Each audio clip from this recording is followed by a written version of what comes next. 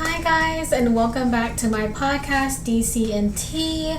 And this is the weekly podcast where you can get all your DC information, whether it's movies, comics, TV shows, with a splash of tea on the side. Not that much tea this week, I guess. Well, at least not as much as last week. Last week was like 90% tea. But this week, I'm very excited because this podcast episode is all about Batman, Bruce Wayne himself. I am so excited. I just thought it was fitting because my first episode was about Superman. My second episode was, half DC fandom. Also, Wonder Woman was, big topic there. So I knew I had to do, honestly, I knew I would do this anyway, but I knew I had to complete the Trinity and have my third episode be all about Batman. I love Batman so much. I love the entire DC Trinity. I love Bruce Wayne. We'll get into it. And you know what is so funny? I love Batman. I love watching things about him, obviously, both in movies and TV shows, including the animated movies as well, and the animated TV shows. Please assume that I am including animation in this because, Batman, the animated series, is like a big part of that. But you know what is so strange? I still need to watch Gotham. I am ashamed. Because the thing is, I will clarify, I did watch, I think, 2 seasons of Gotham. I'm not sure. I know I finished season 1, and I know I started season 2, but I'm not sure if I finished it. And I liked it. It wasn't like, I quit it, it's not good, this is not good with the characters. But I think life just got busy at that point. So I promise I will watch Gotham. I know there are people listening to this that are just so shocked, surprised that I haven't watched it, but I will, I promise. I'm still watching Doom Patrol, and now I have Young Justice as well that's going on. So once I finish Doom Patrol, I'll move on to Gotham because Young Justice is weekly. But had to put that out there. But this week, I decided to make this podcast a collaborative process, and I asked you guys on Twitter some questions that you could submit to me about Batman so I could answer them. And, I already did have some topics that I wanted to talk about, like the Batman, my favorite Batman, everything like that. But I just wanted to see, I know Batman is such a huge topic, and sometimes I would like to do this where I ask you guys questions, and that way I can maybe get inspired more and, talk about things that I wouldn't have thought about originally. So that is what we're doing this week. I'm going to go into the questions and into what I want to talk about when it comes to Batman. So first, let's go into questions that you guys submitted to me. So first, let's go into the questions that you guys submitted to me on Twitter. My personal Twitter is at TheyLoveDestinyR, R as in the letter, love as in LUV. And then the Twitter for DC&T is just DC&T. Full written out, you'll find me. So the first person who submitted a question, I wanted to really do this question first because I think it starts off the conversation really well. Jico, I saw your question about Batman. You said, why is Batman everywhere? Why does Batman have to be the center of everything, especially in the DCEU? And my response, answer to this question is because he's Batman. I can't take myself seriously, but he's Batman. Sometimes it's hard to, so I know there are some people who are not Batman fans, but I think the serious answer to your question, Jico, I think it just goes back that he's such a popular character, and I think it comes from Batman the Animated Series and also the Adam West, Batman. And when it comes to the DCEU, we have, I get what you're saying, because again, we have the Batman, we have the Batmen that are going to show up in The Flash, we have Batgirl. I don't know if another Batman is going to show up in her movie. It is very Batman centered, but at the same time, we have Black Adam, we have Aquaman 2, Wonder Woman 3, if you want to watch that, Shazam 2, we're going to have the Green Lantern Corps, Satana. If you're not into Batman, you have plenty of options. So, yes, there is a lot of Batman, but I'm not, when it comes to this question, or I've seen other people, Jico, you're not doing this, but it does remind me of people who act like there's Batman and there's only Batman and there's nothing else. Like, there are other options if you don't like Batman. I'm not talking about Yujiko, but I've seen people complaining about, oh, whenever they want a new Batman. He's Batman, obviously. But I think the issue is that it's not just like, oh, there's a lot of Batman, but because there's a lot of Batman, they're neglecting their other parts of the DC Trinity, like Superman and Wonder Woman, especially Wonder Woman. Like, yes, she has her whole movies going on right now, but when it comes to Batman, it's like, oh yeah, we have Titans. We have, because, you know, that related to Gotham for a little bit in the recent season. We have Harley Quinn. Harley Quinn counts because, you know, Batman shows up there. There's so many things, not just the movies, but even in the comics, you know, the most attention is given to Batman. TV shows, the most attention is given to Batman. Movies, most attention is given to Batman. I mean, they are branching out.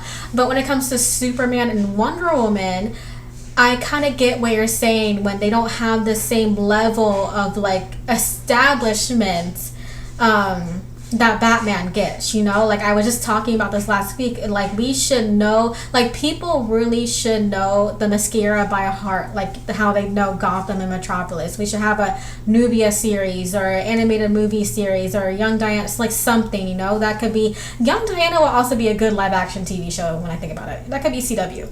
But I kind of get the frustration when it comes to that, if you're talking about in the relation to the Trinity. But why is Batman everywhere? It's just because he's popular. But I do see what you're saying in that, or maybe I'm just putting this on your question, but other characters could be given time as well, not just like one-off movies, but, you know, building their universes. I get what you're saying. The next question submitted to me, it comes from Adam at Gotham Adam on Twitter, and they asked my favorite Batman villain. So this is an interesting question. It's always the common question with any of our heroes. And it's so difficult because Batman has some amazing villains. He has a great rogues gallery. It's awesome. You know, I love Riddler. I love Scarecrow. I love, I love everyone. I love Joker. Of course, Joker. But when it comes to my personal favorite, like, I was really thinking deeply about this, you know, when I saw this question. So when it comes to my personal favorite Batman villain, like, I will love anything they're in. I want to see them adapted into everything possible. It has to be Poison Ivy. I love Poison Ivy so much. It's just, I just love her character. I love her powers. I love her motivations. You know, she's a villain, but she's like,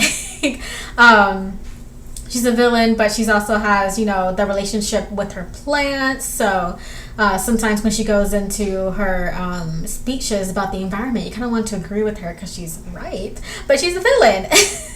I love her adaptations. At least, like, recently, I like her adaptation in the Harley Quinn show. I love that, Poison Ivy. But I want to see Poison Ivy in everything. I want to see her more in live action. I know she's coming to Batwoman.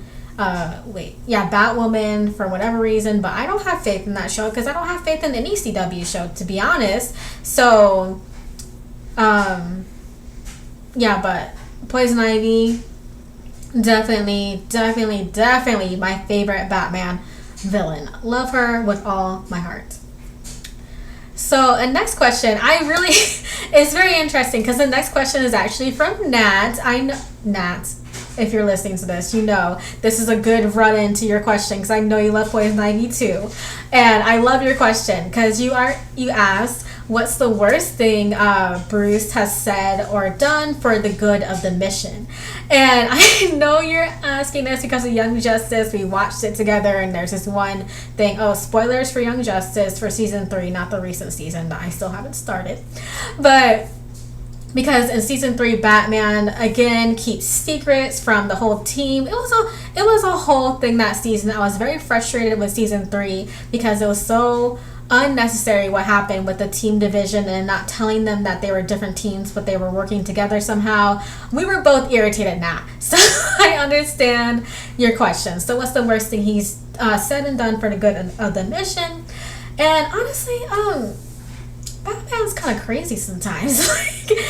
But the first thing I thought of, it is a classic, well, yeah, I think it is a classic story, and the first thing I thought of was and I think it's the Tower of Babel, Justice League. It's a Justice League comic, and I have notes.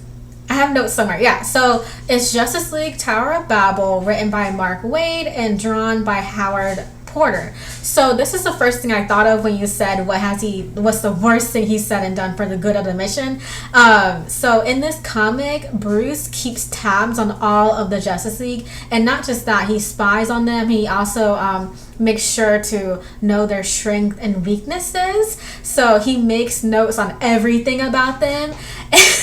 It turns out that he has a bunch of like hidden records, like to how to take them down basically. But because he does this, and of course he doesn't tell the Justice League, a villain in the, I'm gonna spoil the whole thing, but a villain, I think it was Ra's al Ghul. Yeah, Ra's al Ghul steals all the files, Batman's secret files, and all the Justice League, and uses his information that he was keeping, you know, without the knowledge of them, to like take them down.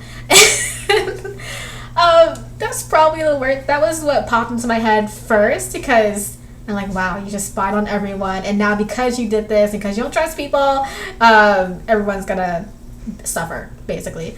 So that was the first thing that popped into my head with your question, Nat. But there's other things. I know there's a bunch of stuff. And my next question, I actually am happy that a lot of people submitted questions. I thought it would be like 2 questions and I might have to figure out how the rest of this episode was gonna go. But the next question comes from the Sweet Constance. And you actually asked a really good question. I'm glad you asked it, because I wouldn't have thought of it beforehand, or maybe I would have, because I did want to talk about Batman versus Superman a little bit. But Constance, you asked, how do you feel about Batman using a gun or the no-kill rule that some people go nuts over? And when it comes to my opinion on this, to my core, to my heart and soul, I don't think Batman should kill in a vengeful manner, like just go around murdering people or something. But I think when it comes to adaptations of Batman, and when those adaptations have Batman killing or Bruce killing in some capacity, I think people often ignore or just don't want to comprehend that these adaptations that have Batman killing are not showcasing this as a positive thing. Particularly Batman versus Superman and Titans. I did want to mention Titans because quick spoiler for season 3. But in the recent season, Bruce kills the Joker for killing Jason, and then goes off into his own world and disappears for the rest of the season. And man, and they don't even show, like, they just show Bruce, bloody in that. And then of course, we have Batman who uses guns, and Batman versus Superman, he uses guns and then also kills people, or at least he's not like apprehending them. But I think what people really ignore in their criticisms, that both of these adaptations are not saying that Bruce killing is good. It's bad. It's not a good thing. Especially for BVS. I don't really understand so many critics of this movie, and who, I swear they haven't watched it, because they're truly not comprehending that that's the point of Bruce's entire arc in the film, is that even at the end of the film, when he chooses not to even brand Lex, he just punches the wall. And then going from that to him in the Snyder cut, it's not good that he kills. It's never a good thing. It never. And in recent history, with Batman v Superman and Titans and the recent adaptations, it's never a good thing when Batman decides to kill. I even remember when there was the crossover, the CW crossover. I forgot. Was it with Batwoman's episode? It was a couple years ago, and I think it was Batwoman's episode.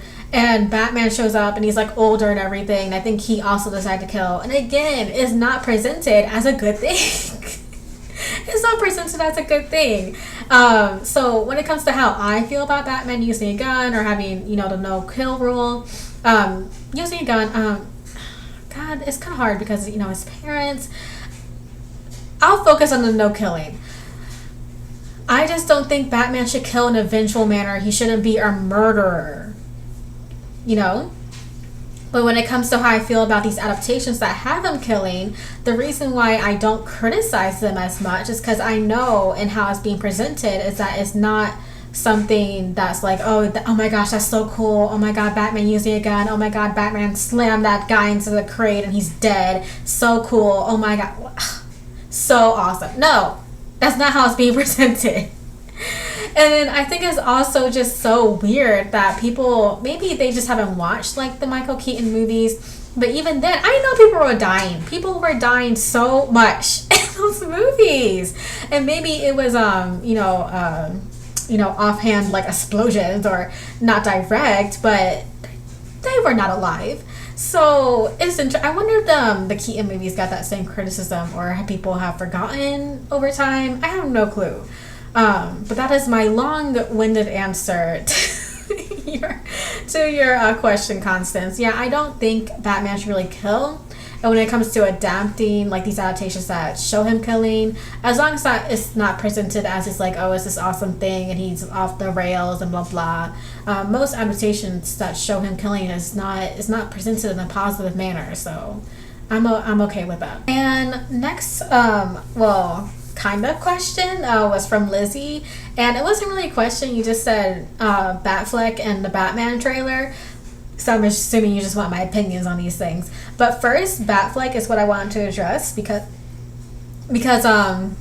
I love Ben Affleck as Batman, love him as Bruce Wayne. He is just so perfect. And it's so funny because when he was cast, I was not convinced. Even when I first saw him in a bat suit and just a promotional photo, I really was not convinced. It was only when I really started seeing trailers of Batman v Superman that I really started to like him. And then when I saw the movie itself, Batman v Superman and Snyder Cut, I'm like, man, I love his Bruce Wayne. He's a perfect Bruce Wayne, by the way. Ben Affleck was just born to be Bruce Wayne.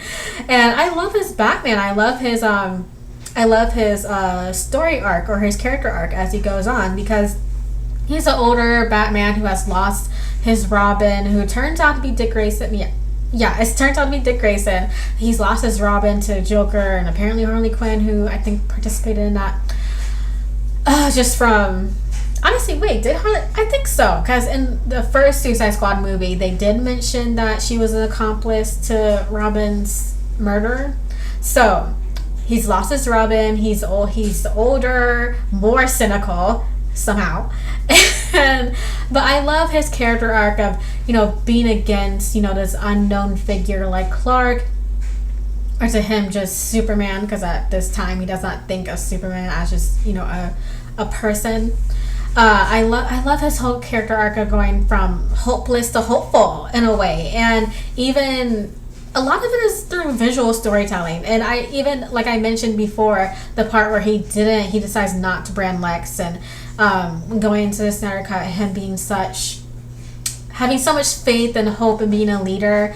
I just love Ben Affleck as Batman. It's just done so well, and I will never get over that we don't have a Batfleck movie or series with a Deathstroke.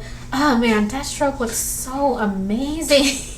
So amazing. I love Batfleck. And next, there was something else you asked. So both you, Lizzie, and Chase, you asked about the Batman trailer. And my opinion, I'm assuming you mean the new one, obviously. I loved it so much. I love how it's this mystery film noir. I love everything about it. I love Batman mixed with noir. It goes with him so well. And I think Catwoman is perfect. I love, again, the mystery of the film with the Riddler, and we also have Penguin. And the cinematography, I think what really gets me with the most recent trailer is that the cinematography looks so on point. It just looks like a classic waiting to be seen. so many frames. I'm like, this is perfect Batman. How is this even possible? It's crazy. I did a reaction and I freaked out, and the last shot of the film where he's, oh, not the film, the trailer, but he's walking to Penguin's car and it's on fire and his cape is flowing behind him. It's just, oh my gosh, that trailer was amazing. And when it comes to both trailers, I don't even know which one I like more. I think they're both amazing, both this most recent one and last year's. It's just, I think it's awesome. I can't believe we have to wait until March of next year. But that trailer was exceeded my very high expectations. So Chase, the rest of my questions actually come from you. You actually submitted a lot of questions, so thank you. So you also asked another Batman or the Batman related question. You asked about my predictions for the Batman and hopes for the sequels. And so when it comes to the Batman, I think the film itself is going to do really well at the box office. Like, not just the box office, but I think it's just going to get a good reception. But when it comes to the plot of the movie, I really don't have true predictions or breakdowns of the plot, because the trailers are very cryptic, and honestly, I kind of just want to dive in, so I don't really have expectations when it comes to, how is Penguin going to be taken down? If he is, how is Riddler going to be taken down? I do not know. I do not know, but I do think it's going to be a great film noir kind of mystery film with the early days Batman and Catwoman. And I absolutely love that their relationship is going to be, I don't know if it's going to be a main focus, but it doesn't seem like it's going to be on the back burner. And it doesn't seem like Catwoman is going to be thrown to the wayside either, because the trailers have really highlighted her. And I know, again, trailers can be deceptive, but how much we've seen of her in, several different settings in the trailers, I'm really hoping that she has a very major role, because Zoe Kravitz looks so awesome. She really does. She's awesome. She's also perfect. And then for possible sequels, I don't necessarily know. I just would want them to really expand the world of this Gotham and just keep on building the rogues gallery. Like getting, introducing more villains, growing the relationship between Batman and Catwoman. That would be my only hope. And if there was a sequel to the Batman, I don't even know what villain they should focus on first. Maybe, okay, so we have Riddler, Penguin in this movie. Maybe someone like Scarecrow could be next. Just in logistics wise, I don't know why that seems like a good next villain. I know someone mentioned Mr. Freeze. I think that'll be interesting. But yeah, I think when it comes to predictions, I just think the Batman is going to be very good, and in a very good noir kind of esque film. And I just really, if there are sequels, I really want them to dive as deep into Gotham as possible. The next question from Chase is, do you think having a Robin in the Batman would work? If so, how should he be introduced, and do you have an actor in mind? I don't know. Maybe. I don't know if having a Robin in the Batman would work, because since it's early days Bruce Wayne, because I feel if a Robin was introduced, it has to be Dick Grayson. It has to be Dick Grayson. He's the first Robin. And I just can't budge on that, So I think it should be, the classic story of Dick losing his parents. And I guess because of that, it would have to be a child actor. And I don't really have anyone in mind. I don't know if it will work in the Batman, because unless they did some kind of time jump, because Bruce Wayne himself is in his early days. So I don't know. I will have to, this is like a 50-50 for me. And next, would you like to see Joker in the Matt Reeves verse? If so, who would you like to see cast? I think it would be fascinating to see Matt Reeves take on the Joker, but at the same time, it's so difficult. And I do want to see some other villains get their time in the sun. Honestly, for the Joker, I know a lot of people have said Bill Skarsgård for obvious reason. for obvious reasons if you know Bill Skarsgård. But I don't really have anyone in mind that's just like so close to my heart. And I think that's because one, it's very tough to cast, and two, is because I really want some other villains. And I'm glad you asked this next question. Chase, because you also asked, could you see someone like Ivy or Clayface work within the Batman series? And Ivy, yes. Also just because I love Poison Ivy, as I said earlier. But Clayface, I don't know, not so much. But at the same time, it's strange. I kind of do trust Matt Reeves to do his interpretation of this character, because I just kind of trust what he's doing with the Batman film in general. But Ivy, for sure. Ivy is, yes, I want her in the Batman universe right now. Not on Batwoman, not on some other TV show, unless it's Harley Quinn, on HBO Max.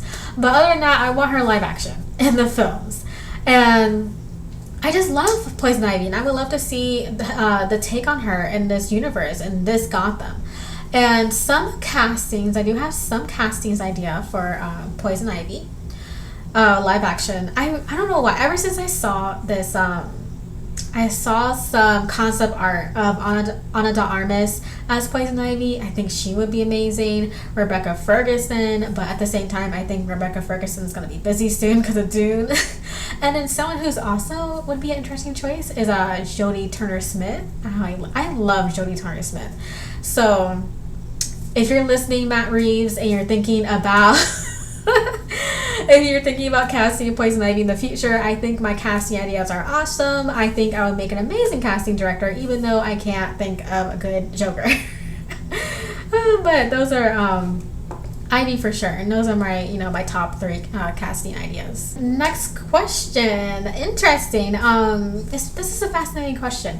So Chase, you asked, do you think Batman Caped Crusader could be seen as the definitive Batman the way many see Batman the animated series?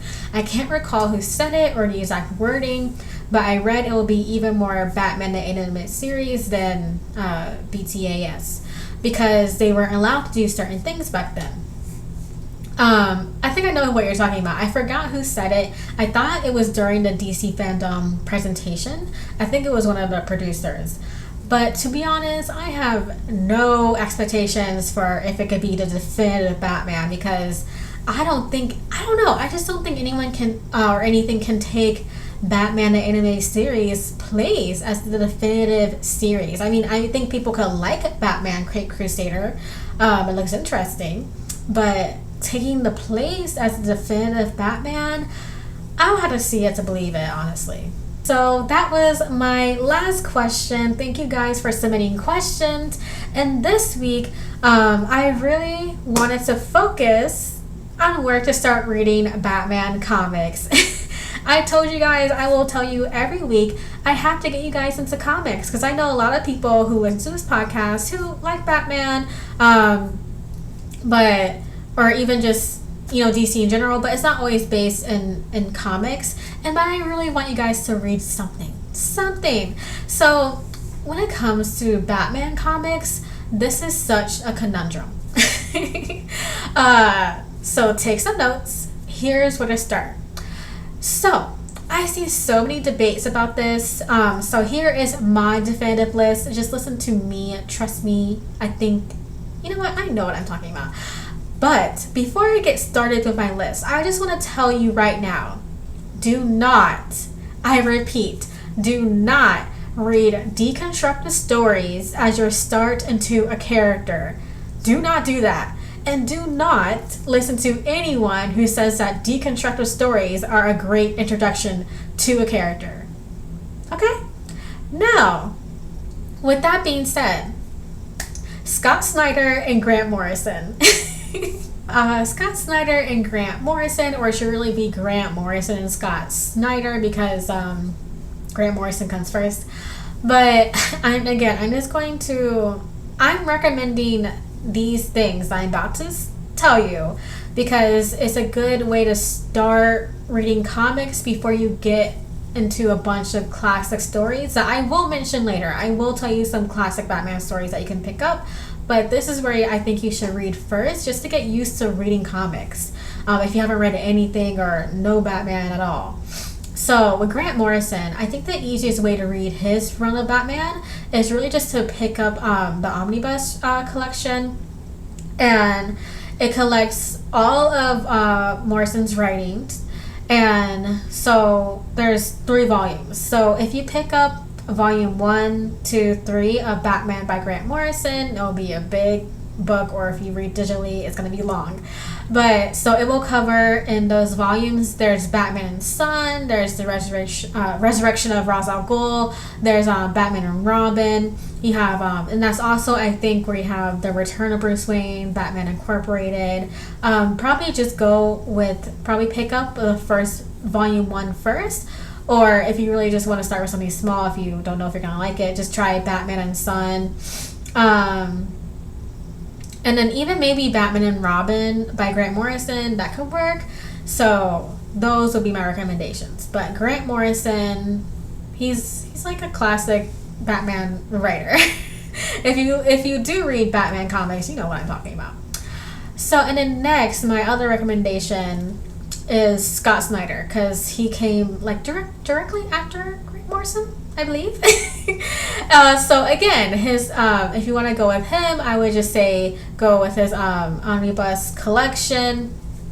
And he has I think Scott Snyder was also like the New 52 era of time, but I really like his he wrote Batman literally just like, I think the first volume of the collection collects Batman 0 to like 32, 33 or something, and also like the Batman annuals. So during those time periods, during these runs, he wrote about Court of Owls, Death of the Family, and Zero Year.